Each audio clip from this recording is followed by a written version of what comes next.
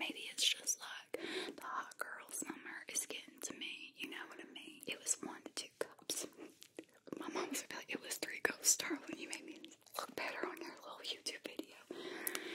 It was called, I don't even want to say it. It was called, I'm going to say it real whispery.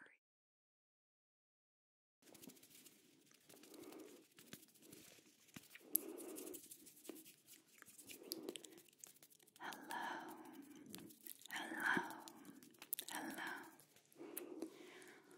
Welcome to Heathered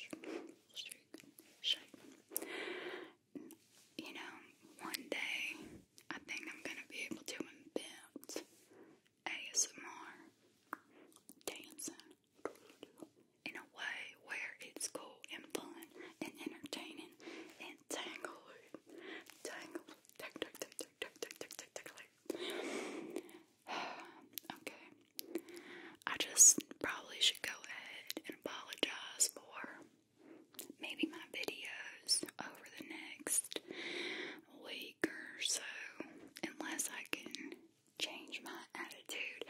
I'm just in a very weird state of mind where I'm finding it really hard to be kind of serious. I just want to have some fun.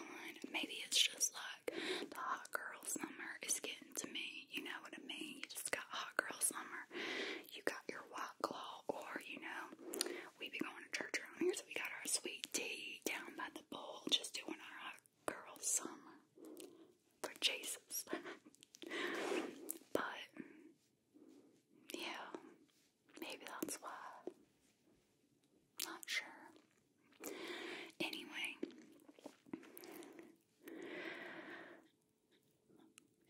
when I was little, my aunt used to come over, and she would always say something about my mama's sweet tea, because my mama, first of all, I grew up drinking either sweet tea or Kool-Aid, and they were made the same way. Okay, I don't know what the actual recipe is for making these things, and I haven't made them in a really long time because I don't want diabetes. However, people in the South like sweet stuff and butter. We like butter, we like sugar, we like fried foods. So, growing up, my mama used to make a sweet tea, and I never even knew there was anything wrong with it until my aunt would say something about it, and she would always say, "Oh, you added a little bit of tea to your sugar." Like, what does that mean? She was like, "Girl, your mama puts so much sugar in that sweet tea." So one day, I asked my mama how to make sweet tea, and basically, I don't even know how many cups of water we would put in. Maybe like 6 cups of water. For some reason, that just feels like what we did, but maybe I'm not right with that. But you have a pot, you fill it up to a certain line, and you put your tea bags in the pot and boil it. I don't think that's how everybody makes it, but that's how we made it. And after you boil your tea for a while, you let it cool down, and we would let the tea bags just seep in that water, just to really get that flavor all in the water. Just so that tea will be really, really tea flavored. And then once it was cold, usually she would like to put it in a plastic container, but it still has to be a little warm. It's like not completely cold, but like more, just a little warm, but not hot. And then we would put 2 cups of sugar. 2 cups. I feel like sometimes maybe we would do a little more than that. I swear it was 2 cups of sugar. My mom was gonna be like, "Heather, now, I did not put 2 cups of sugar in your tea." That's what I remember, but maybe it was only 1, but I think it was 2, but that's a lot of sugar though. I mean, that's like a 2 cup. 2 cups is like one of those pitchers that you use for cooking. One of those little, there's no way, maybe it was just 1 cup. It was 1 to 2 cups. My mom was like, "It was 3 cups, darling. You made me look better on your little YouTube video." But either way, it was sweet as heck. And we made the Kool-Aid the same way. I remember thinking that my Kool-Aid tasted way sweeter than the Kool-Aid at my friend's house, and I didn't know why. But now I know. So, yeah, that was my childhood. Sweet tea and Kool-Aid and little Debbie cakes. I love those. And hamburger helper.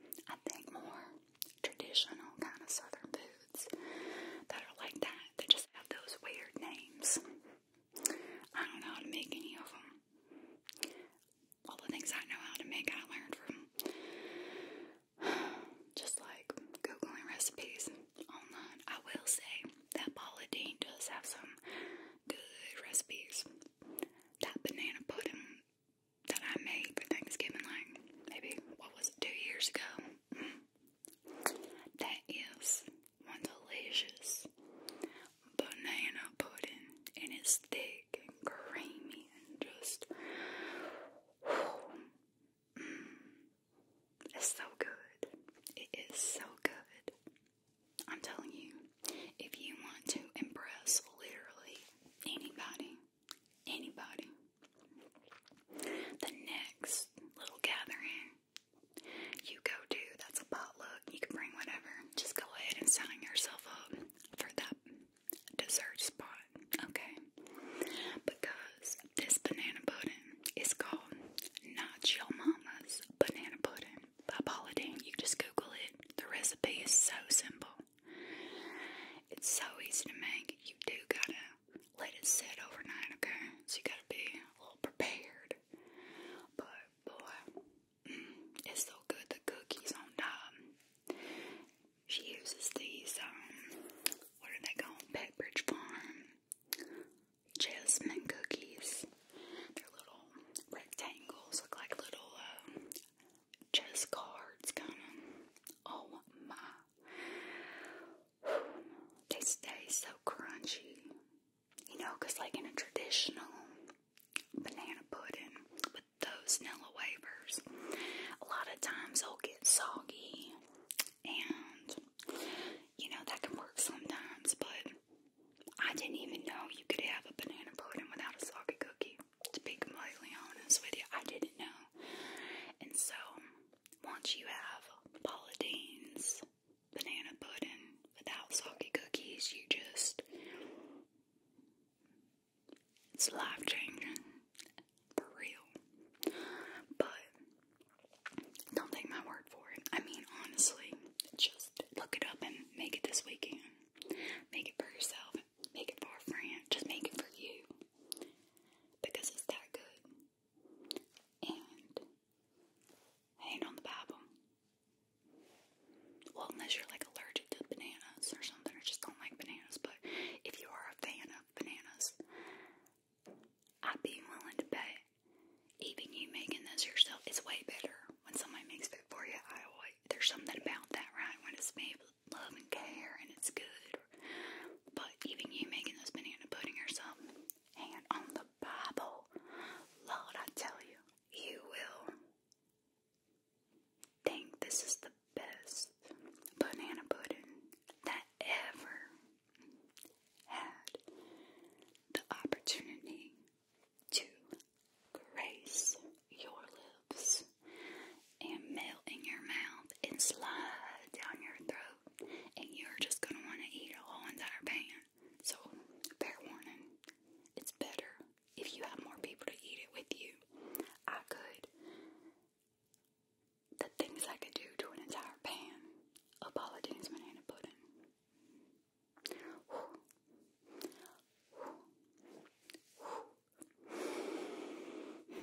It tastes like heaven. It should just been called banana pudding from heaven, but she called it Not Your Mama's Banana Pudding because it definitely ain't anything your mama ever made unless your mama is Paula Deen, honey.